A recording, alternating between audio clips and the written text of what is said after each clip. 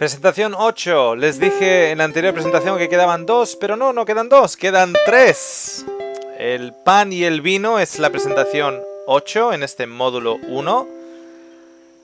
Espero que estén como mínimo, corroborando lo que estamos presentando en este webinario con sus Biblias, que puedan estar mirando en sus Biblias y corroborándolo, ¿ok? Y no lo hagan solos, estén con otra persona con la que puedan estudiar. Yo estoy convencido que una de las cosas que falta en esta cristiandad de día de hoy es ese espíritu de los, en inglés se dice Bereans, en español sería de los berianos. Ese espíritu de no escuchar a Pablo cuando Pablo hablaba y decir, bueno, lo dice Pablo, perfecto. No. De escuchar a Pablo, de permitirle hablar, de no tener miedo a que la verdad sea puesta a prueba. Y luego reunirse en las casas entre ellos y decir, vamos a ver, lo que hemos escuchado, ¿esto es verdad o no? ¿Qué dice la palabra? ¿Qué dice la Biblia? ¿Esto es verdad o no? ¿Ok? Y cuán mucho más que tienen que mirarlo y estudiar y escudriñar las escrituras entre ustedes, sobre todo cuando no es Pablo, sino un españolito del norte de España presentando este webinario. ¿Ok? El pan y el vino. El pan y el vino.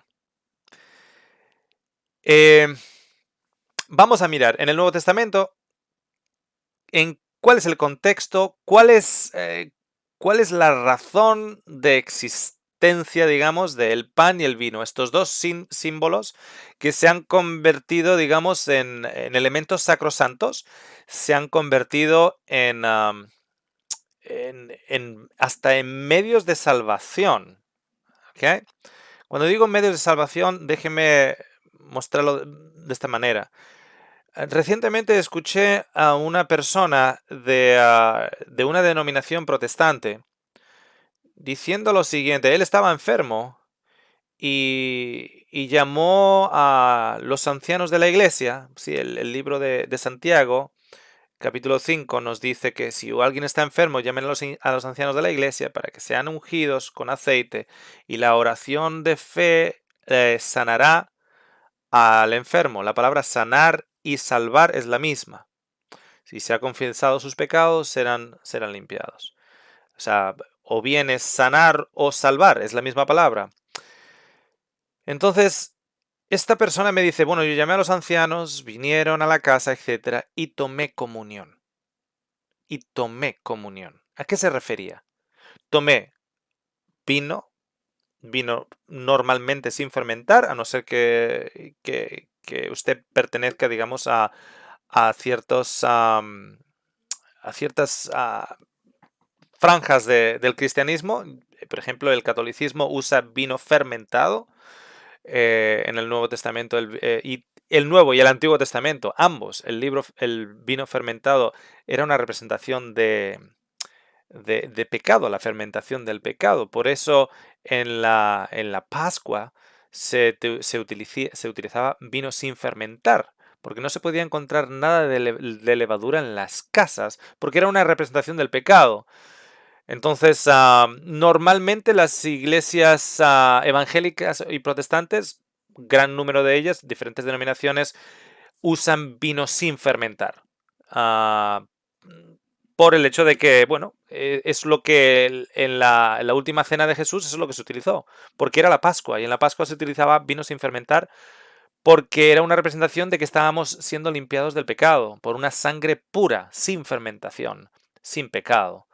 Entonces, salvo si eres, por ejemplo, católico o algunas otras ramas, por ejemplo, ciertas ramas ortodoxas, anglicanas, etcétera, que pueden usar vino fermentado en ello. Tanto el vino en sí, ¿okay? El vino sin fermentar o el mosto, este hombre lo pidió para tomarlo y comer un poquitito de pan. y me lo dijo como diciendo, bueno, ya he hecho lo que tenía que hacer. He sido ungido y he tomado comunión. He tomado comunión, he tomado el pan y he tomado el vino. O sea, es como que en ello hay una salvación. Ello tiene un poder medio mágico, esotérico, en el cual en ello tiene un poder de salvación. No lo que ello representa, sino ello en sí. ¿Ok? Entonces, en el Nuevo Testamento, vamos a mirar aquí en los versículos cómo se instituye el pan y el vino, qué es lo que quiere representar, por qué se presenta y qué nos cuenta a través de ello. En Mateo 26, en esa última cena de Jesús con sus discípulos, dice, quiero que presten atención primero a las primeras palabras. Dice, mientras comían. O sea, cuando estamos diciendo que Jesús instituyó esa cena con sus discípulos, podemos decir lo siguiente, que esos discípulos estaban reunidos allá en el nombre de Jesús. Si estaban reunidos en el nombre de Jesús, en otras palabras, la excusa por la cual se estaban reunidos era por Cristo, esa cena tenía como excusa el Cordero, que era Cristo.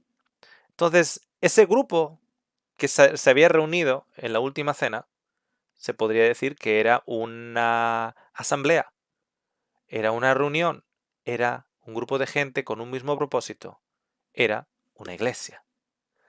Se reunieron en una casa y mientras comían, como parte de una comida, mientras comía, Jesús tomó pan. ¿Qué pan? No un pan santo, el pan que estaba ahí, el pan de la cena.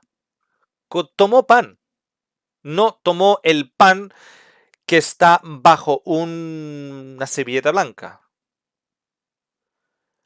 en una bandeja plateada. No, tomó pan, porque estaban comiendo, mientras comía, tomó pan. Y habiéndolo bendecido, porque Jesús bendice pan, nosotros damos gracias. Él bendice, nosotros damos gracias. Lo partió y dándoselo a los discípulos dijo, tomen, coman, esto es mi cuerpo. Cuando Jesús está diciendo esto es mi cuerpo, acuérdense de lo siguiente. Los evangelios nos muestran repetidamente que Jesús enseña a través de parábolas. ¿Qué es una parábola? Una parábola es una lección objetiva, algo visual, algo que tú puedes o bien tocar o imaginar, un concepto que puesto con ciertos detalles del día a día, tú puedes crear una relación, tú puedes crear un entendimiento educativo, puedes extraer una lección educativa de ello. Entonces, cuando Jesús está diciendo, este es mi cuerpo, eh, no es su cuerpo literal, porque su cuerpo literal es el que está sujetando, sus brazos es el que está sujetando el pan. Está enseñando una parábola, una lección objetiva. Este es mi cuerpo. ¿Qué significa eso? Ese grano ha tenido que ser presionado, trillado, pasado por la piedra, hecho harina, luego pasado por el horno, el calor del horno. ¿Para qué? Para que comiéndolo nos dé vida. Jesús es el pan que vino del cielo. Fue pasado por su sacrificio, y no solo por su sacrificio, por cierto, no solo por los 3 últimos años, no solo por los últimos 3 días, sino por toda su vida. Fue pasado por la trilla, fue pasado por el horno de fuego, fue pasado por... ¿Para qué? Para que a través de su sacrificio, ¿ok? La cruz es la realidad de lo que el Antiguo Testamento le llama el holocausto o ofrenda de fuego. Ese pan fue cocinado en la ofrenda de fuego para que nosotros de él saquemos vida. Es una parábola. Entonces, él de lo que tenía en la mesa cogió el pan, lo partió y dijo, este es mi cuerpo. Quiero que miréis a esto. Quiero que saquéis, extraigáis las lecciones de todo esto que os estoy diciendo. Y tomando una copa, en el versículo 27, y habiendo dado gracias, se la dio diciendo, beban todos de ella. O sea, cogió una copa, no, no múltiples copas, una copa, y dijo, tomar todos de ella, de la misma copa. Porque si bien el Señor Jesucristo tomó de la copa amarga, Él nos reparte a nosotros la copa de vida.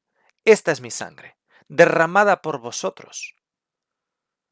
Yo tomo vuestra copa amarga y muero en lugar vuestro. Y vosotros cogéis mi copa pura y recibís vida, sangre y limpieza.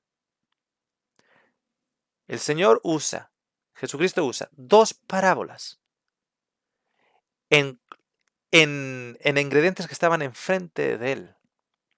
Porque esto es mi sangre del nuevo pacto que se derramará por muchos para el perdón de los pecados. Ok.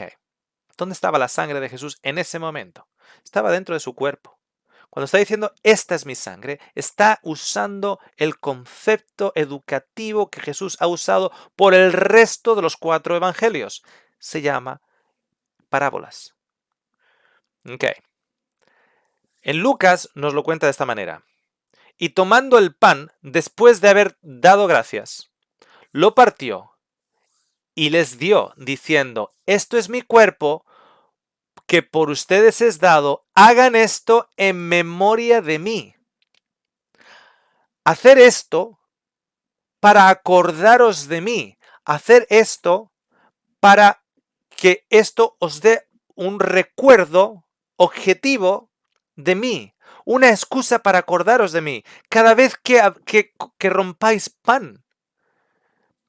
En esa época, ¿cada cuánto se rompía pan? ¿Cada cuánto cogían un pan y lo partían por la mitad? ¿Cada cuánto? Todos los días. Absolutamente todos los días. Y el Señor dice, dar gracias, porque ese pan porque vosotros seguís con vida, este mundo sigue con vida, porque yo he muerto en la cruz y he dado tiempo a este mundo para que muchos puedan tomar decisión. Este tiempo que estamos viviendo es un tiempo comprado por la sangre de Cristo y por el cuerpo de Cristo. Cada comida que yo como, cada comida es un regalo que apunta al sacrificio de Jesús. Estamos viviendo en tiempo prestado para que tú y yo podamos tomar la decisión de decir sí, yo quiero que Jesús sea mi sustituto y quiero aceptar ese regalo para que yo no perezca, sino que tenga su vida eterna.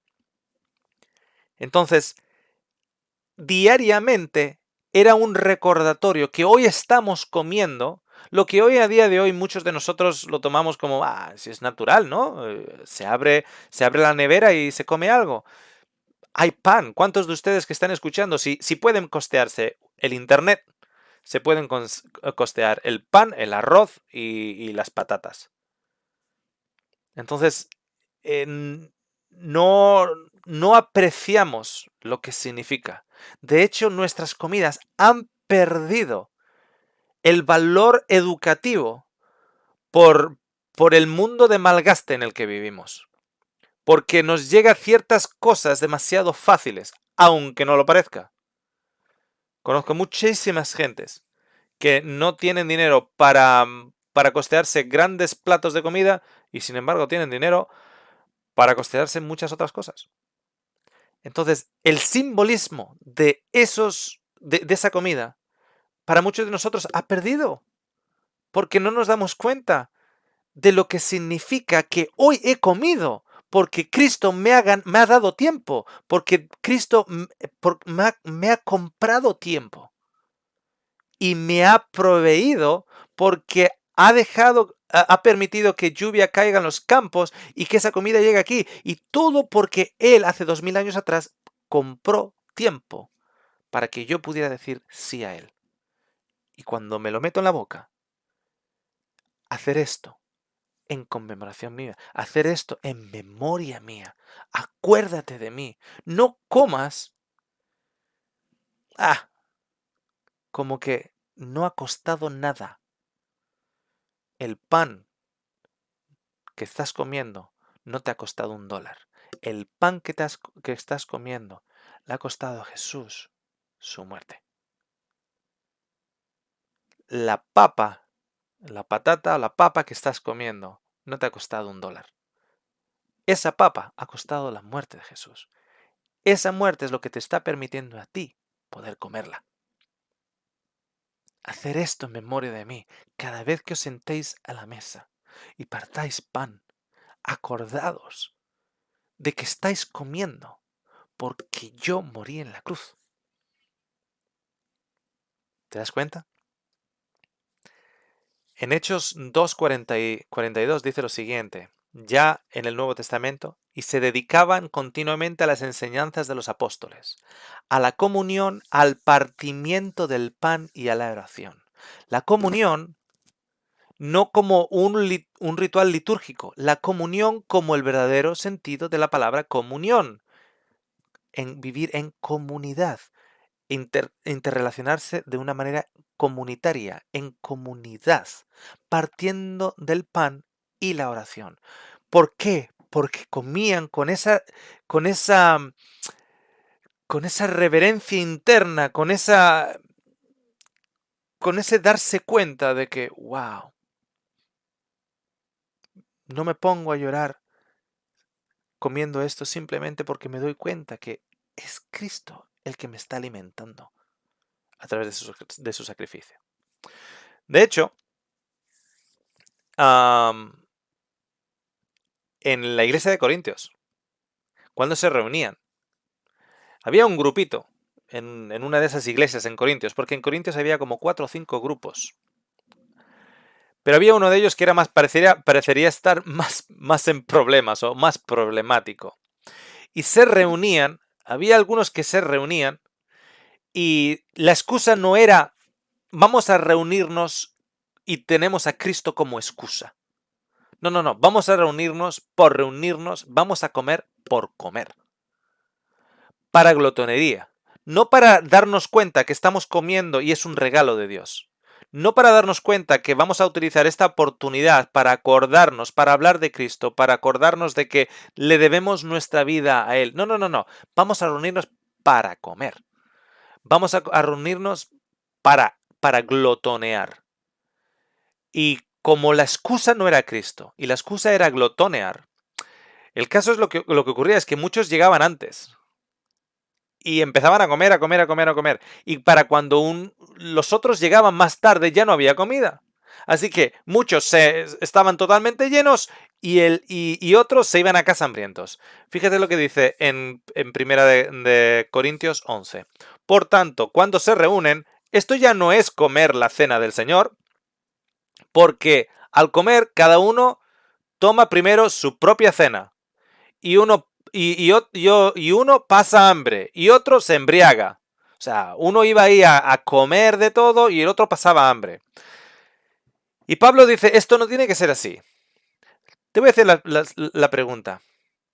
¿Cuántos pasan hambre cada vez que se simboliza la Santa Cena o un domingo en misa o cualquier cualquier otra denominación, cualquier otro tipo de denominación, cuando van a la iglesia y se personifica, digamos, la Santa Cena, que viene a ser un poquitito de vino y un poquitito de pan. Cuando se ha acabado lo que se conoce como la Santa Cena, y toda esa congregación se va a casa, ¿cuántos se van hambrientos? Todos.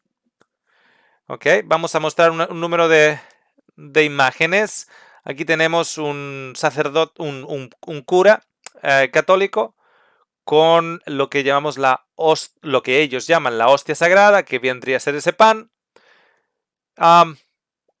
¿Cuán satisfecho te vas a quedar después de esto? No mucho. Pero no solo eso, sino que si te das cuenta, se ha convertido ahora en el pan tiene el poder de sanación. No Cristo, que es la realidad, sino la sombra que es el pan. El pan es la lección, pero de repente se ha convertido en el poder abracadabra, en el poder mágico. Entonces, el pan es santo, el vino es santo, en el sistema del templo instituido por Constantino. Constantino no solo cambia los muebles y no solo instituye un edificio cívico al que llama iglesia y la gente, los laicos, tienen que ir a la iglesia.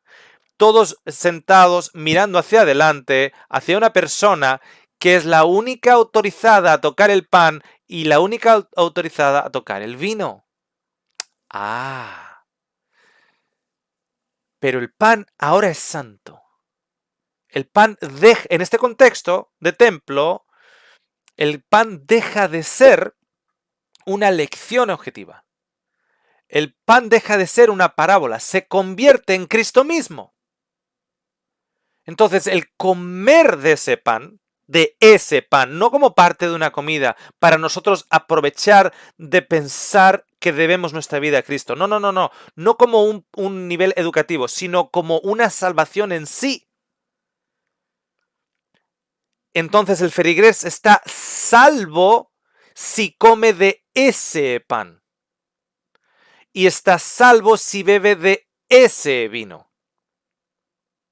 Eso fue instituido también a partir del siglo IV. Otra cosa que fue instituido fue lo siguiente: como el pan es santo, si los feligreses no acababan con ese pancito, si sobraban pedacitos, esos pedacitos se tenían que quemar. Eso apareció en el siglo IV. ¿Por qué se tenían que quemar? Porque es santo. Porque en el contexto de templo, el templo edificio es santo. El ambiente es santo. Los muebles son santos. El pan es santo y el vino que no se bebe, había que tirarlo. Porque nadie lo podía tocar. Porque no se podía arriesgar a que manos no consagradas de clero lo tocaran. Entonces, claro, hubo clero que se dio cuenta, bueno, en lugar de tirar el vino me lo bebo. Y por eso hay imágenes de tanto clero con los mofletes rojitos y la nariz rojita. Porque claro, el vino había que tirarlo. Hasta que alguien se dio cuenta, tirarlo no, me lo bebo yo. Y claro, y si perteneces a una denominación en la cual el vino que usaban era vino con alcohol, pues ya te puedes imaginar. Ok. Entonces solo el clero puede tocarlo. Ya no es la iglesia de casa en casa comiendo como parte de unos alimentos, cortando el pan y acordándose de Cristo porque se reúnen con la excusa de Cristo. No, no. Ahora es el clero o su definición de clero, los profesionales, aquellos que están separados, los que solo pueden tocar el pan. Y ese pan en sí, ese pan tiene magia. Ese pan tiene una magia en ello. No una lección educativa, no, tiene magia en ello. Es santo. ¿Se dan cuenta cómo se ha transformado? Lo mismo ocurre en las iglesias protestantes. Es exactamente lo mismo. Si bien en las iglesias protestantes no enfatizan el hecho de que no es Cristo en el pan y no es Cristo en el vino, como por ejemplo lo puede declarar la teología católica, en la cual en el pan está Cristo y en el vino está Cristo. ¿Ok? Entonces eso se llama transustanciación. O sea, el Cristo en sí entra en el pan y Cristo en sí entra en el vino. Entonces tú te comes el pan y te da vida porque estás comiéndote a Cristo y tomas el vino y te da vida porque estás bebiendo su sangre. Recuerda que todo esto es a partir del siglo IV. ¿Ok? Pero en las iglesias protestantes lo que se hace es, bueno, solo el pastor puede oficiar la Santa Cena porque es santa, porque el pan es santo. El pan, si no se usa, se ha de quemar. Recuerda que esto viene del siglo IV, no del Nuevo Testamento. El vino y el pan tienen que ser tapados porque son sacramentos, se han convertido en sacramentos. Hay que ponerlo con una servilletita blanca y hay que tener mucho cuidado porque son santos. Y tenemos que tener cuidado, como son santos, qué manos no santas se atreven a tocarlo. Y entonces repartimos un poquitito en copas diferentes y un poquitito de pan en copas, en pedacitos diferentes, evidentemente, no como parte de aquí corto el pan. Pregunta: ¿deberían los niños y niñas tomar del pan y del vino? En la cristiandad del templo no se permite.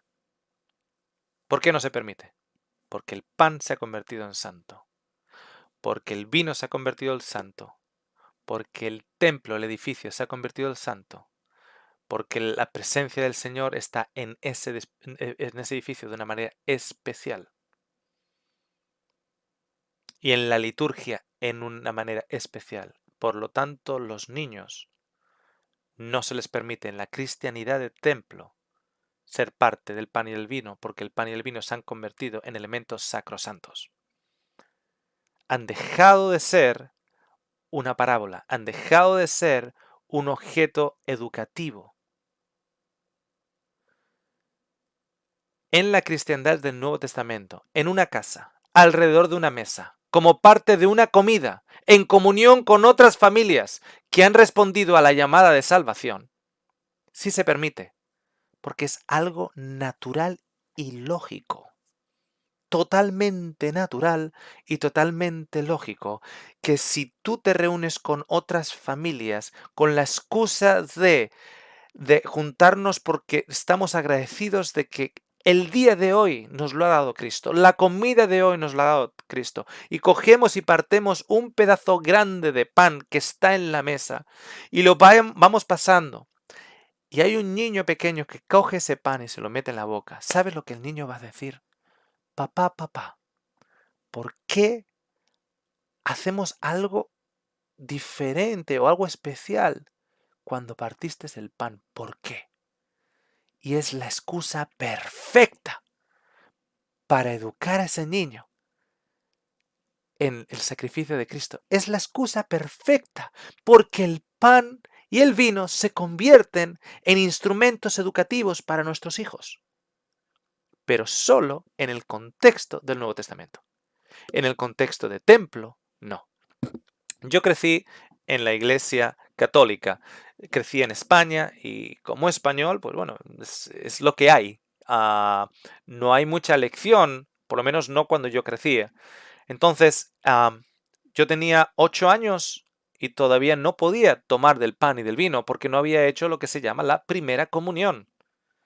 Entonces, como no había hecho la primera comunión, no podía tocar del pan y del vino. Luego ya cuando se me autorizó por la primera comunión, a raíz de entonces ya podía tocar el pan y el vino. Ya iba adelante y el cura me ponía el pan y el vino. Untaba la hostia sagrada en un poquitito de vino de Jerez ah, y, y nos lo daba a aquellos que habían hecho la primera comunión. Sin embargo, en las iglesias protestantes, como tienen el denominador común del templo de Constantino, y el pan y el vino se han convertido en esas cositas pequeñitas, esos vasitos pequeñitos y ese pedacito de galletita pequeñita, que son sacrosantos, que hay que taparlo con una servilleta blanca especial, y hay que doblar esa servilleta de una manera especial, y hay que quemarlo lo que no se consuma, y hay que vertir el vino de lo que no se consuma, etcétera, etcétera, etcétera. En ese aspecto santo no se puede tocar. Los niños no pueden tocarlo.